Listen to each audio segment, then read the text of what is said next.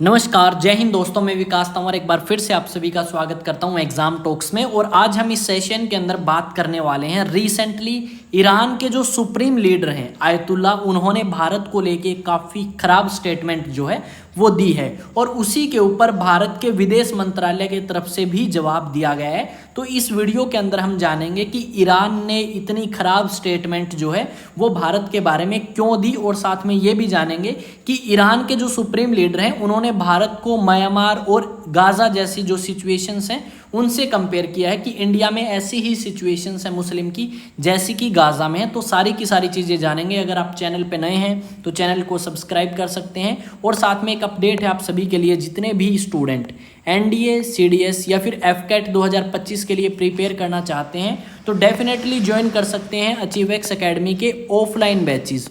और ये जो बैच हैं ये आपके स्टार्ट होंगे 1 अक्टूबर 2024 से, और आपका जो रजिस्ट्रेशन है वो चलेगा 30 सितंबर तक। तो ऑफलाइन बैचेस के लिए आप विजिट करें या फिर कांटेक्ट करके पूछ सकते हैं। एड्रेस है मॉडल टाउन हांसी हरियाणा।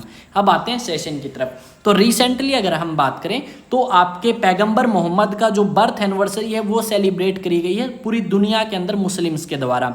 और उसी दिन ईरान के जो सुप्रीम लीडर हैं आयतुल्ला, उनके द्वारा एक स्टेटमेंट दी जाती है भारत को लेके कि भारत के अंदर जो सिचुएशंस हैं मुस्लिम की वो वैसी ही सिचुएशंस हैं जैसी गाजा के अंदर और म्यांमार के अंदर मुस्लिम की सिचुएशंस है। और सभी मुस्लिम्स को एक साथ होना पड़ेगा, ऐसा नहीं है कि आप अलग अलग रह सकते हैं। मुसलमानों की सिक्योरिटी के लिए आपको एक साथ आना होगा। यहाँ पे अगर इस व्यक्ति की बात करूँ आयतुल्ला की, इनका रिकॉर्ड भारत को लेके काफ़ी खराब रहा है। अगर आप जम्मू एंड कश्मीर के अंदर आर्टिकल 370 को हटाने की बात करें तो वहाँ पे भी इसने भारत की बुराई करी थी और ये कहा था कि मुस्लिम्स इन डेंजर, कि भारत के अंदर जो मुसलमान हैं वो आपके खतरे में हैं। ये बात इनके द्वारा कही गई। इसके अलावा अगर हम बात करें तो और भी काफ़ी ऐसे मौके आए हैं जब इन्होंने भारत की जो बुराई है वो अलग अलग समय के ऊपर करी है भारत के अंदर ही। तो जो भारत का विदेश मंत्रालय है उन्होंने इसका करारा जवाब देते हुए कहा है कि भारत जो है इस तरीके की जो बातें हैं वो नहीं सुनेगा या इस तरीके की चीज़ों को टॉलरेट नहीं करेगा जो भारत के बारे में बताई गई हैं।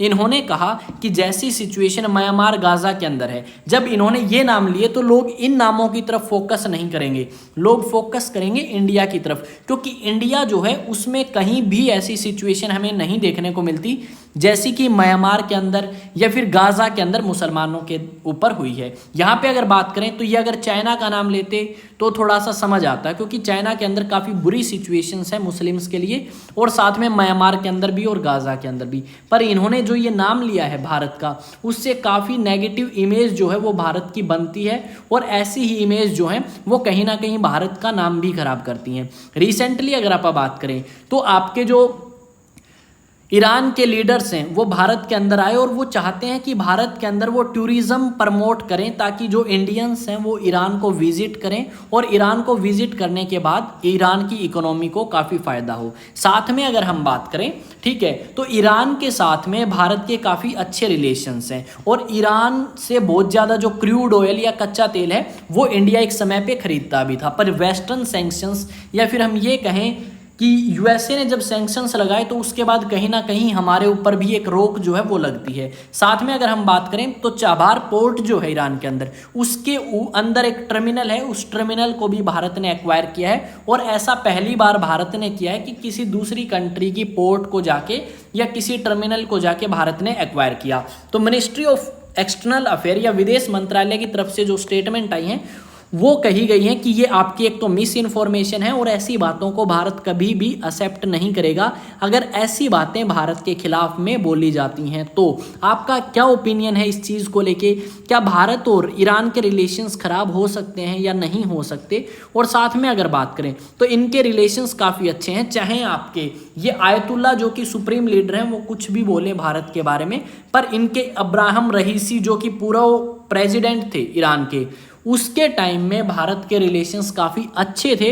और यहाँ पे अगर हम बात करें तो अब एक बार क्या हुआ था, जो इब्राहिम रईसी हैं वो पाकिस्तान में गए और पाकिस्तान ने काफ़ी बार कोशिश करी कि वो जम्मू एंड कश्मीर की आवाज़ उठाएं, पर उन्होंने अपने मुंह से कभी भी जम्मू एंड कश्मीर के बारे में कोई स्टेटमेंट जो है वो नहीं दी। और यहाँ पे अगर बात करें तो ये सारी चीज़ें उस समय हुई हैं जब एक महाशा आमीनी नाम की लड़की की 2nd डेथ एनिवर्सरी सेलिब्रेट करी गई है। यहाँ पे ये 22 साल की ईरानियन वुमेन थी जिसको कस्टडी में लिया गया और कस्टडी में लेने के बाद में उसकी मृत्यु हुई। और उसके बाद बहुत सारी जो औरतें हैं वो सड़कों पे आके प्रोटेस्ट करती हैं और इस बार भी ऐसा ही देखने को मिला।